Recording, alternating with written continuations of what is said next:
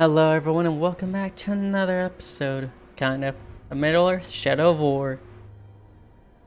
It took about 66 hours and I think it was 25 minutes to complete the game. And here's the thing, it's told me that it was 95% complete. Why? Because of this. And this, I believe. The only thing is, those are in the DLC, they're not in the base game. So to complete this, we need to unlock the DLC, I think. If I'm wrong, do tell me in the comments, because I cannot find those for the life of me. So I know I said that I would get 100% all across. I already plan to do the DLC at some point. I just don't know if I want to do it right away. So it will be done, don't worry. So, we got all 5 Ithilden doors. We complete the Web of Fight, which I'm going to go ahead and play right now.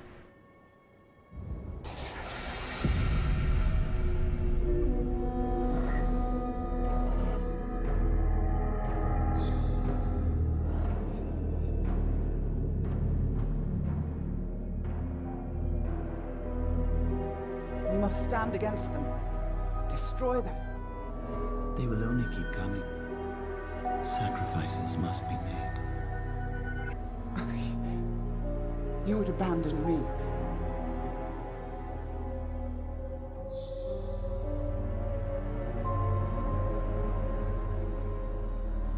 Sacrifices must be made.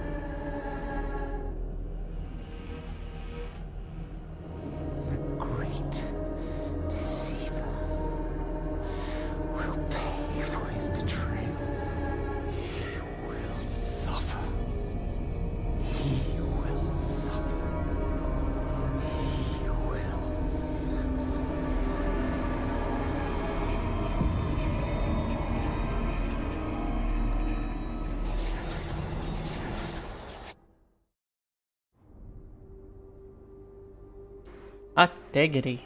Jeez. I don't really understand what the Dark Lord had to gain there. He just, like, left the castle or something? Why didn't Shelob go with him? I've never seen Lord of the Rings. I know, I'm a terrible person. But so I don't... This lore is very, very fruitful, very filling, but it's missing a lot of things. So... let's take a look at the characters. I'm not going to, like, be showing the text or anything.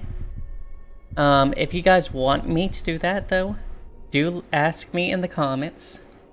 Important, if you want to see any of this text, ask me in the comments. I'm pretty sure they speak of these. Because I'm going to go through and show you all the artifacts, as I told you before. But if you want to see anything else, like the text of this, all of this, let me know in the comments and I will show it. Alright? Okay. Let me know if you want me to read it as well. If you want me to read it, it's gonna take some time. I'll just have a separate playlist of Middle-earth Shadow of War Appendices lore. Alright. My voice ain't gonna hold out for just one video of that. Okay, we're gonna do the Gondorian Artifacts last. So, I don't know how to do it. Yeah, I'm pretty sure I know how to do a timestamp.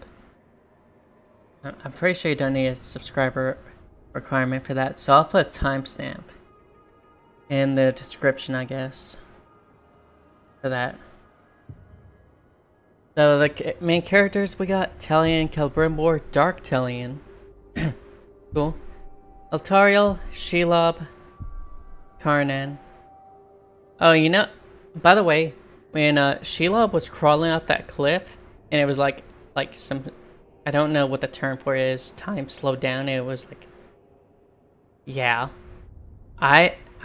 she kind of reminds me of Laura from Evil Within. If you guys don't know who Laura from Evil Within is, just go watch my Evil Within series and you'll find out. Don't look it up. You don't want to spoil yourself. There's Karnan, Ratback. There's Bruce, who I broke his mind. And then there's a Golem. For free peoples, there's Idril, Castamere, Baranor, Dagor, or this guy with the eye patch, Tyrander, Arion, Lorath, and Diril, Galadriel, Saruman, huh? Frodo, who's Frodo? Who's Gandalf? I understand Gandalf is like the wizard of the rings. He's like the Dumbledore in Lord of the Rings. And then here's the denizens of Mordor. I don't have all of them, of course, but there's Sauron, Sauron in his fair form, the Nazgul, the Witch King of Angmar.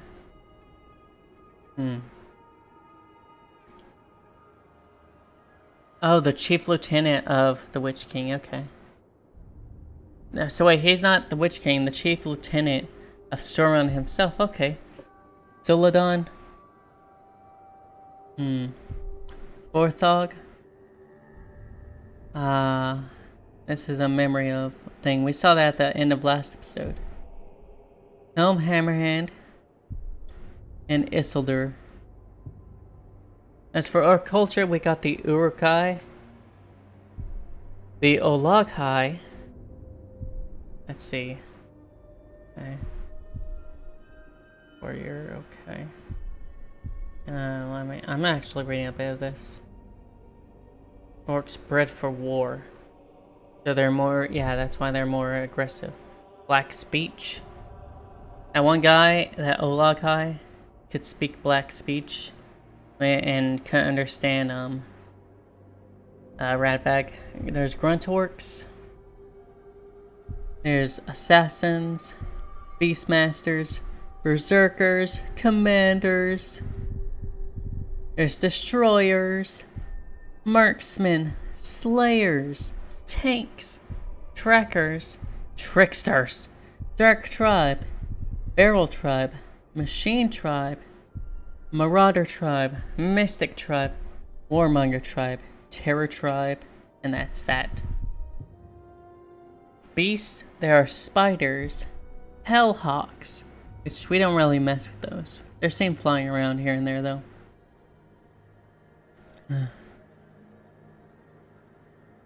They feast on rats and little creatures and whatnot.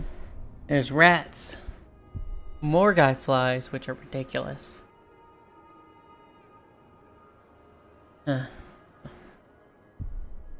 There's ghouls, the ghoul matron.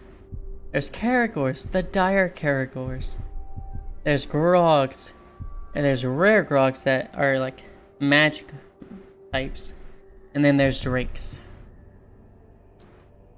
As for the locations, there's Mount Doom, Minas Ithil, Cirith Ungol, Gondor, Lithlad, Barad-dûr, I think it's what they called it. The Barrows, the Black Gate. Nirn, Minas Morgul, Gorgoroth, Rohan, and Saragost. I like Saragost. As for objects, there's the Palantir, Asgar, Akarn, Urfil, Aglos, Turan, Hadir, Mirian, the 9 rings of power. Huh, it looks like there's more than 9 rings there. Where are the rest? Just studs? Oh wait, on the right there's 9 rings. Okay. Now on the left, I guess, is, I don't know. There's the new ring. There's gems and the 1 ring. And now, it's time for the Gondorian Artifacts. So to those who have skipped on through, welcome back. It's time we do the Gondorian Artifacts. The Gondorian flag.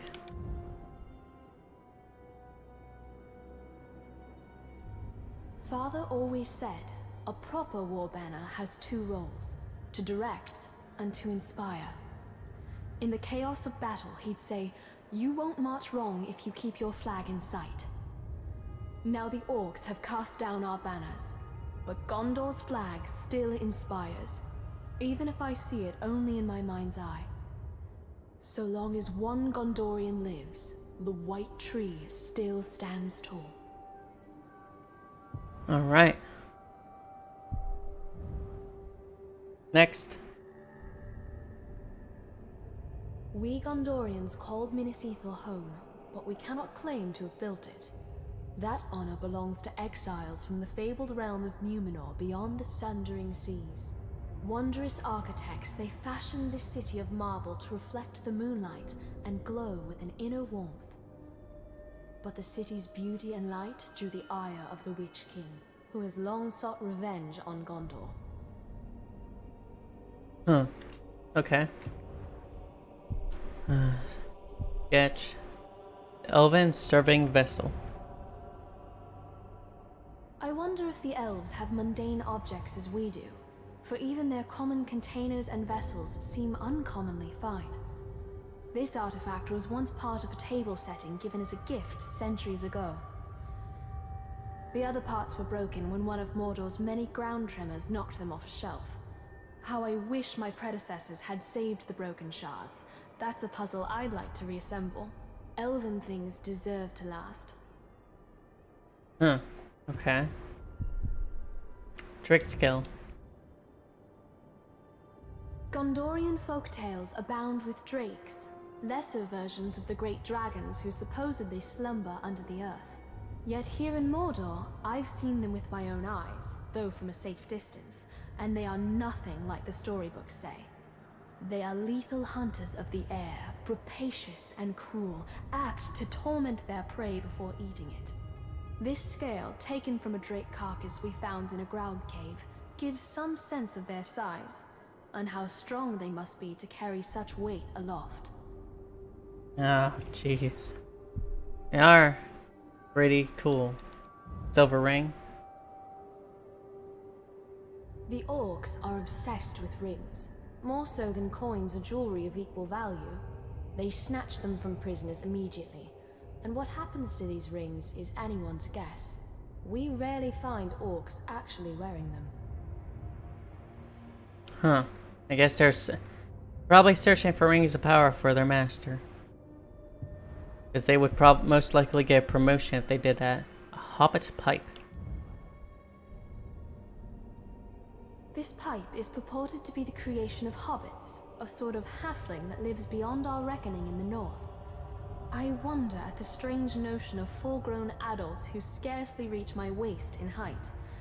But after what I've seen in Mordor, a hobbit would be a welcome sort of strange. Though I don't think a hobbit would last long in Mordor. Alright. Coin of Irna. Gondor has faced the Witch King before, and he's had a vendetta against Minas Ithil ever since. This coin depicts the victor, Eärnur, last king of Gondor. Generations ago, Eärnur led an army that routed the Witch King and sent his army fleeing to Angmar. But our victory turned hollow when our king grew prideful. The Witch King challenged Eärnur to single combat, and Eärnur rode eastward from Minas Tirith, never to be seen again. It takes a nation to defeat such evil, not just one man. Alright. And there's the Arbiter's Gavel. Each city in Gondor administers its own justice in all but the most important cases. And in my lifetime, we've always handled legal matters in Minas Ithil. When I was a girl, I recall my father being much occupied with mercantile disputes and other legal affairs. Then the orcs came, and matters of justice yielded to matters of survival. I wish there was a bit more light. But oh well. The Red Arrow. The Red Arrow is one of Gondor's most treasured symbols, though few know just what it symbolizes. When our need is dire, we can present the arrow to the men of Rohan, and they are bound by ancient pact to ride to our aid. We should have used it in the early days of the siege, but the orcs encircled us so quickly, and Rohan is too far away. I assume they used it at some point though, right? Right? Capital Missive. In the Great Hall of Minas Ithil, we didn't just safeguard the treasures of our past, we kept our present there as well. An archive of all our official correspondence with the capital. I used to file away missives from Minas Tirith after my father had read them. This was a weekly task at first, but as our surroundings grew more dangerous, scrolls like this one became more rare. I wonder whether there were promises of aid that the orcs intercepted. Plans for relief that we never saw. Is there supposed to be text in a missive, or does it like hold something? Because I don't see any text. I understand. I feel like they should have put a bit of text in there. Alright. And red letters. When Eonar didn't return from his confrontation with the Witch King, word of his fall spread like wildfire across Gondor. The Witch King's forces were regrouping, rapidly seizing lands once under Eonar's rule. Some regions fell so quickly that letters sent by the first ruling steward of Gondor, Mardil, never reached their destinations. For generations we stored the unread letters here, destined to remain forever sealed. Oh dang it, I'm sorry. We know those lost Gondorians will never claim their letters, but we keep them to honor their memory. I wonder what will become of the last few letters I sent on my father's behalf. The elves esteem delicate finery in all their arts, and the crystals in this artifact glow softly, even in a pitch-black room. I know this firsthand because I'd often sneak into the Great Hall and read by crystallight when everyone thought I was safely in bed. Oh, that's cool. Bracken Black Beak Fossil. The Sea of Nirn is home to beasts we can scarcely comprehend, but from time to time, clues about their existence wash up on the shore. Our patrols found this fossilized squidbeak years ago. If it is proportional to the smaller squids that fishermen sometimes catch, the sea creature would be several 100 feet long. Such a monster is the stuff of nightmares, proof that this world hides horrors far worse than the orcs. Huh. It'd be interesting to see, like, these other creatures and see them battle against the orcs and whatnot. That'd be a cool game idea. Ancient Orc Mace. It's easy to dismiss the orcs as brutish, but that demeanor masks a cunning and cruelty well suited for warfare. Their weapons likewise seem brutish, but make no mistake, they know their purpose. One sharp blow to the head will split your skull, whether it comes from Gondorian steel or orcish pig iron. Okay. Moonstone. There is a lot of stuff here. Wow. Okay. This artifact, a chunk of moonstone, was our last acquisition before the orcs came. A scout found it still smoldering out in the fields where it fell to earth from the moon overhead. I am far from superstitious, but even I wonder whether this bit of fallen moonstone was meant to serve as an ill omen for the disaster that followed. Maybe.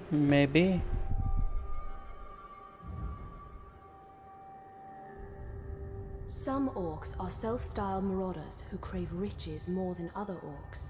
Greed, not bloodlust, motivates them, and unlike most other orcs, they wear jewelry such as this ring to mark their status. We obtained this ring from a dead marauder, so we've no idea of its history, though it seems Numenorian. If only we knew where the marauders find treasures like this ring. There's so much we could learn.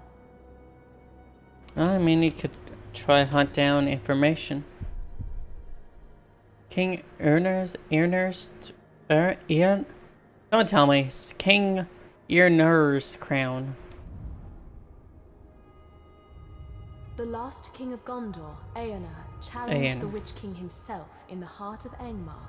Armored for war, not ceremony, he left his crown behind when he rode to his fate. We hold it in trust for the day when a king of Gondor will return to wear it, though we need a future king with enough sense not to confront the Witch King alone. Go to telling. Oh, wait. The history and peoples of Gondor. By reading the history and peoples of Gondor, every child receives countless lessons in our realm's history, our kings and heroes, our battles and triumphs. Doubly so for those of us who grew up on Gondor's frontiers. The teachers meant well. They were trying to inspire us. But all the tales of Gondor remind us how exposed we were to the threat of Mordor. I gotta teach you about the world. That's a teacher's job. Virtuoso's loot. Minas Ithil never had the grand dramas and pageantry of Minas Tirith itself, but we had simple arts like music to give us the solace of home. When all around us lies in shadow, a simple folk song or pleasing dance was a ray of sunshine. I wonder if such music will ever be heard again. Maybe. I'm pretty sure you survived. I don't really remember. Or grog bottle.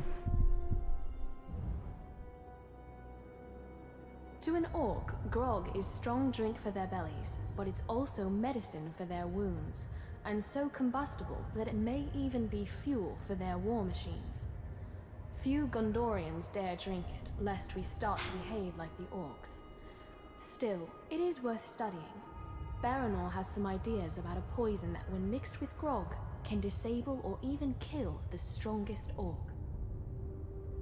Huh. Alright, I'm going to take a quick break and see you guys in just like a few seconds. Alright.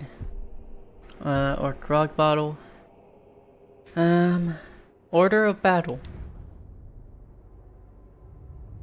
Gondor's preferred order of battle with variations is a chart depicting how an army should be organized, from the frontline infantry to the cooks and teamsters in the rear. Whenever I study it, I'm amazed at what it takes to send an army to war. Details down to the number of cobblers and farriers for each column of soldiers. Such matters of supply seem mundane, until you're under siege, desperately fighting on quarter rations. Then, you're eager to pay attention to logistics. At the bottom we have Knight, Sergeant. Sergeant... No, wait, what? Second Captain, I think that says. Captain. General, and then either Lord Commander or First Commander. Okay, that's pretty cool. The Easterling Plate. I believe this plate is of Easterling manufacture. The ceramic and the style of decoration is a sort unknown to me or anyone I've shown it to. I know that the Easterlings from beyond the Sea of Rune have never been friends to Gondor, and their war chariots and wain wagons are fearsome indeed. But I should like to meet one up close when battle is not at hand. No matter how fierce they are, they're still men, not Uruks or other minions of the Dark Lord. Hmm. True. Gondorian armor. My first drill instructor told me, trust in your training, not your armor. Even a finely wrought plate can buckle under a hard enough blow, but a skilled warrior can evade that blow so it never lands in the first place. Now Minas Ithil has buckled under. Some blows are impossible to evade, so we do the next best thing. Stand back up again, wounded as we are. Huh. Okay. Sometimes they have to, especially in battle. White tree fossil. Gondor's roots are literal ones, for our realm is intertwined with the White Tree, our greatest symbol and inspiration. Isildur himself gave our people the sapling that would grow into the White Tree, and it survived attacks from Sauron, plagues, and multiple transplants as Gondor's borders shifted in war. Today, the White Tree stands in our capital, Minas Tirith, though it will not blossom again until the king returns, as my father once said. Huh. Okay. I still don't know what this 30% is. Does anyone know what that is? Numenorian helmet. Numenor was an island in the Sundering Seas to the west, the greatest realm of men before it sank beneath the waves. Few survived that calamity, mostly pioneers keen to settle what we now call Middle-earth. We Gondorians have often sought inspiration in what we know of Numenor, and many a young soldier would come to touch the brow of this helmet, wondering what great battles in far-off lands its owner must have seen.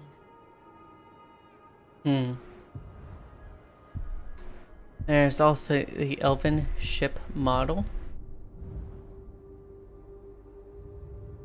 We Gondorians are a seafaring people. Though our ships ply the coastlines and rivers, rarely venturing into the open sea. Yet it was not always so. Our ancestors, the Numenorians, and their elven allies sailed to other lands in ships like this model. Sailors even claim it's possible to sail so far into the ocean that land is too distant to see in any direction. Hard to imagine. So I suppose I'll have to see it for myself someday. Sounds about right. Robed elf statue. I believe this statue depicts Galadriel, an elf queen from a legendary forest beyond Gondor.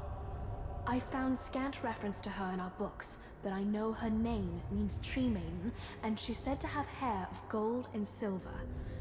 She was an elven monarch of the First Age. What wonders she must have seen when the world was so young. No doubt. Signet ring.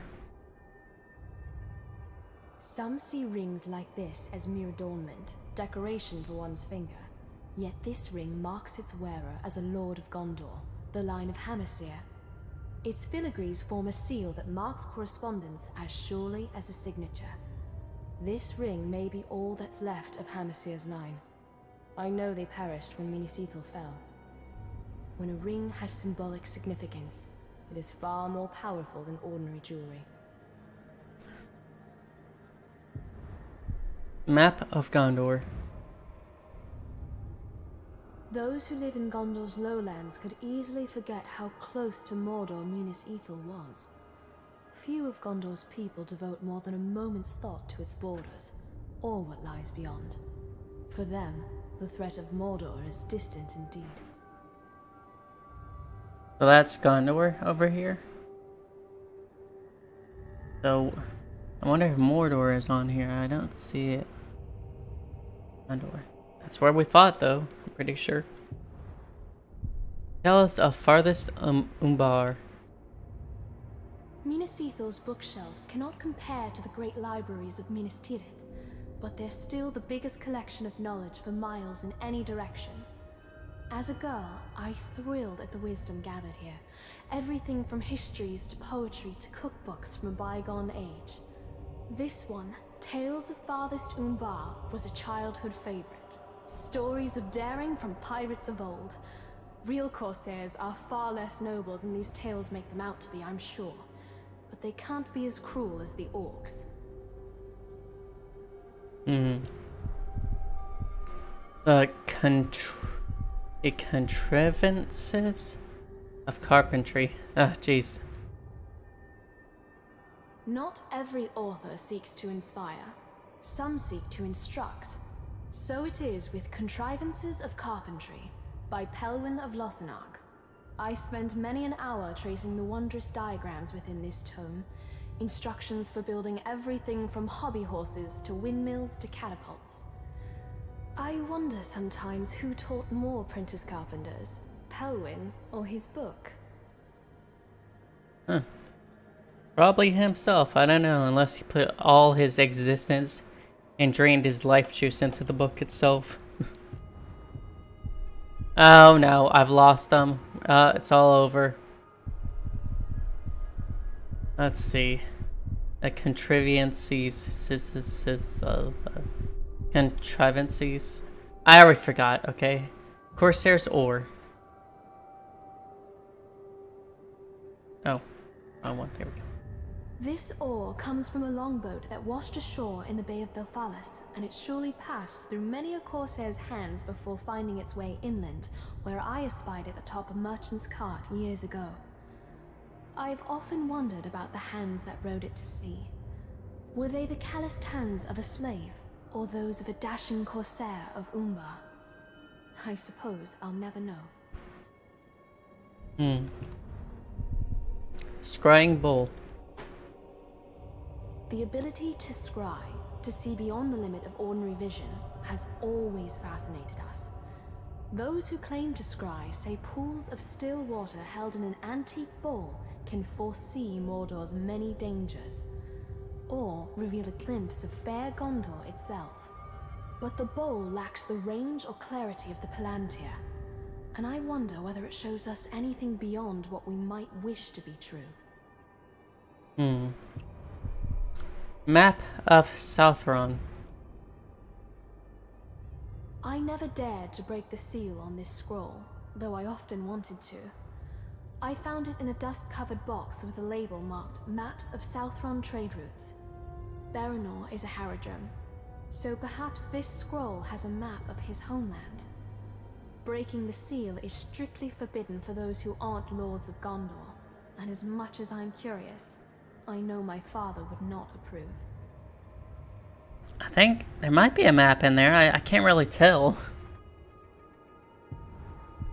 Eagle Feather. Men and orcs have clashed for centuries. In living memory, the greatest battle between them took place near Long Lake, where men, aided by elves and dwarves, battled the orcs and goblins of Moria. The free folk won the day, and some accounts claim that eagles of the Misty Mountains swooped down onto the battlefield, casting the orcs down from the cliffs and mountains where they stood. Seems a fanciful tale. I saw no eagles overhead when Minas Ithil fell, though we did have Talion and his strange powers. We would have welcomed aid from anywhere, even the skies. Talion and his strange powers. Oh, wait, so this takes place after, after Minas Ithil fell and she escaped, I assume? Okay. Lamps of Eregion. The lamps of Eregion illuminate a room with a soft glow, one that leaves only the most tenuous of shadows, a light that seems willing to turn corners and reach further than it ought. When we stored these lamps in the Great Hall, I would light them for an evening every midwinter just to ensure they still functioned. They cheered me so much that I always resolved to do so more often, but then I'd forget or put it off. How I miss their light now. Elven Cloak. The elves of the distant north have long been named among Gondor's allies, though I've never seen one in person. This cloak is as light as the morning fog on the shoulders. I tried it on once, and its colors seem to shift and blend as the light changes. How meager the product of our looms is when compared to elven handiwork. Beautiful cloak. No, I wouldn't mind a cloak myself. That looks really nice. I'd have to be quite fancy. The Deodonna Cloak. Grimshaw of Tusk.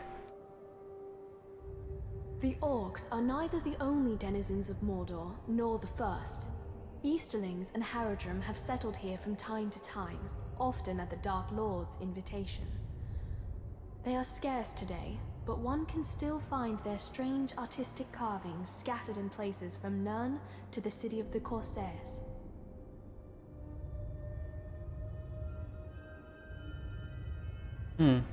Interesting. Little elephant on there. Mammoth or something. Torn tapestry. Gondor's artisans rival the elves in their dedication, if not their skill. None more so than our weavers. Paint on a wall or canvas will fade in time, but thread retains its vibrant color for centuries. The Númenóreans taught our people the art of the loom generations ago, and it is a talent we've nurtured ever since. Our tapestries immortalize our greatest triumphs, but it seems there's always another enemy to darken the horizon. Sorry about the cough there. Beaded dress. Minas Ithil is on Gondor's frontier, so we have few occasions for the grand balls and masquerades that are surely common events in the capital city. Fine dresses like this one are worn for ceremony, funerals and weddings mostly, not for lordly entertainment. I wonder if the noble families of Minas Tirith spared a thought for us, holding all of Mordor at bay while they danced.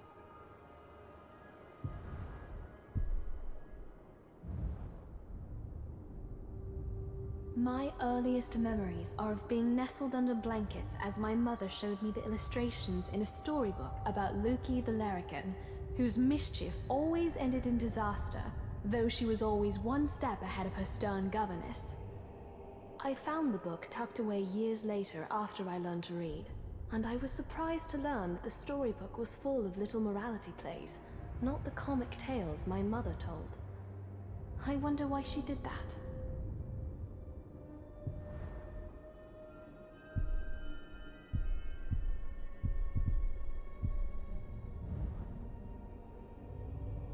I've never seen a warg, but books and traveling hunters have told me plenty. The goblins of the north can ride wargs as the men of Rohan ride horses. Their howls can be heard leagues away, and their senses are keen enough to track even a ranger. What makes a warg truly fearsome is that they hunt in packs of a dozen or more. Caragors are more dangerous, but they travel in smaller numbers. A feeble blessing, that.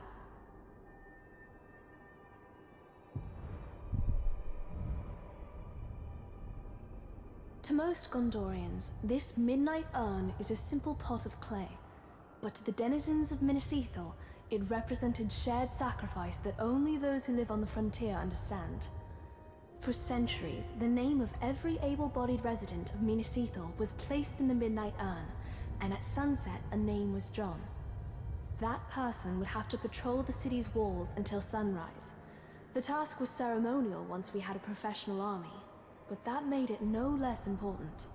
From our earliest days, it was always a neighbor watching from the walls. I was 10 the first time they drew my name, and I've never been prouder, though I could barely see over the parapet.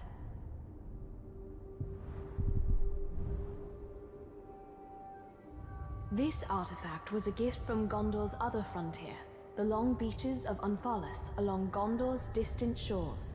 Their lord Galazgil sent us this ceremonial bowl with water from the river Morthond, and we kept the bowl long after the water had evaporated. I've often daydreamed of visiting Unthalas. I think I'd like it better than the capital city of Minas Tirith. There is too much of the frontier within me to be happy living in settled lands.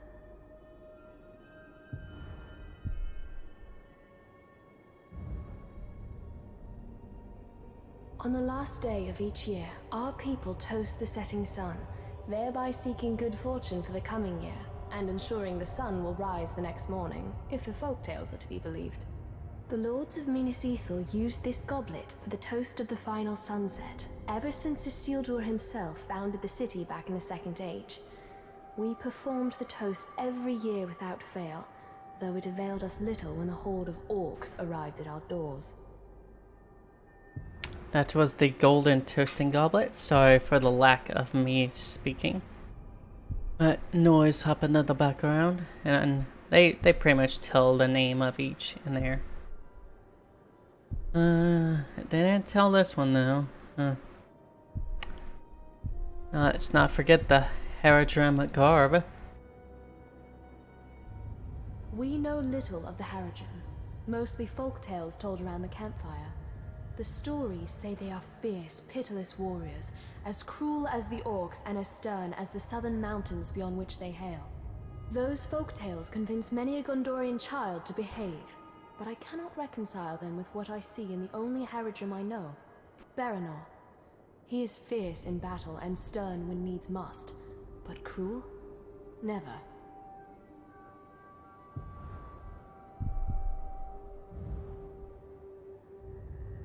The Analects of Ruvenier is a collection of advice from a long-ago Gondorian swordsman.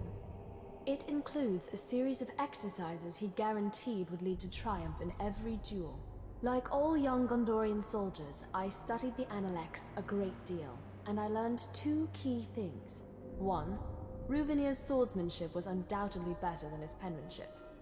And two, in Ruvenier's time, duelists were far more courteous than the orcs of Mordor. War ignores such niceties.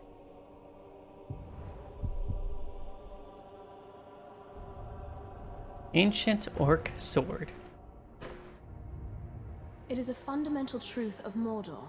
The orcs have been here far longer than men. Far longer than the Dark Lord himself, even. This place belongs to them, and in their own way, the orcs revere their heritage.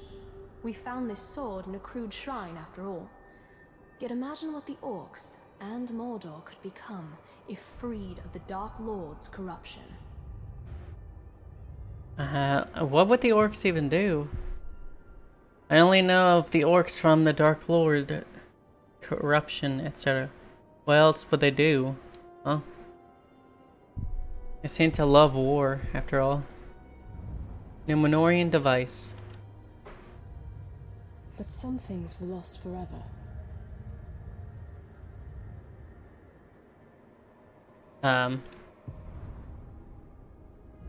Let's try that again. But some things were lost forever.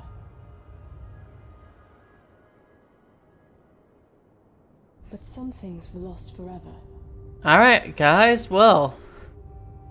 Seems it's broken. The Numenorians were more than just men, and they crafted wonders that we can scarcely imagine. Yeah, scarcely imagine. They were not ungenerous with their skill, teaching the men of Middle-earth much of their arts and crafts. Some artifacts from their time baffle us to this day. The construction of perhaps far beyond our ken.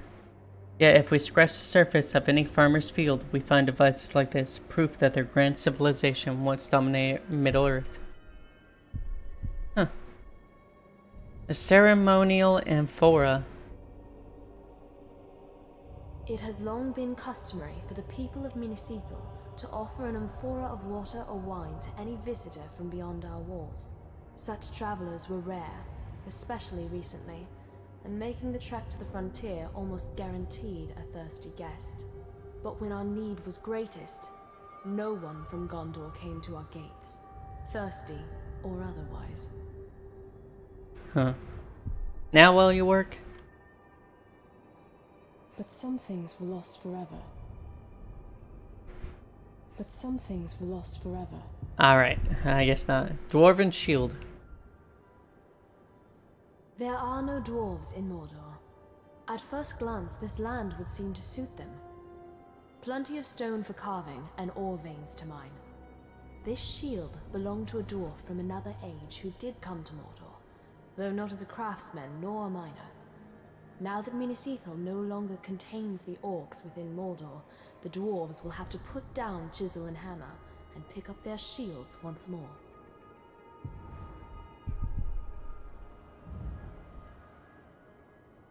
Minas Ithil held many treasures far grander than this necklace, though none more precious to me. When I was a little girl, I would sneak into the Great Hall and take this necklace from its locked cabinet, thanks to a loose latch that only a child's hand could reach. For hours, I would admire myself in the mirror, imagining myself an elegant lady of Gondor, much like my mother must have been. My father caught me eventually, but as punishment, I received only a lecture. Perhaps he didn't mind seeing his daughter in such finery. That was the Gondorian necklace. Statement of stewardship. This statement of stewardship reads like a mundane description of lawmaking, but it is one of our most treasured documents. Gondor is a realm of law, not of kingly pronouncements. Since the disappearance of Eomer, our last king, Gondor has thrived under the guidance of ruling stewards, each a lord of Minas Tirith. The steward's office is hereditary, and its decrees are law, unless a king someday returns to Gondor's vacant throne. And even then, I'm not sure what use we'd have for a monarch, save to keep the cushion on the throne warm. Something is accordingly our wish and command.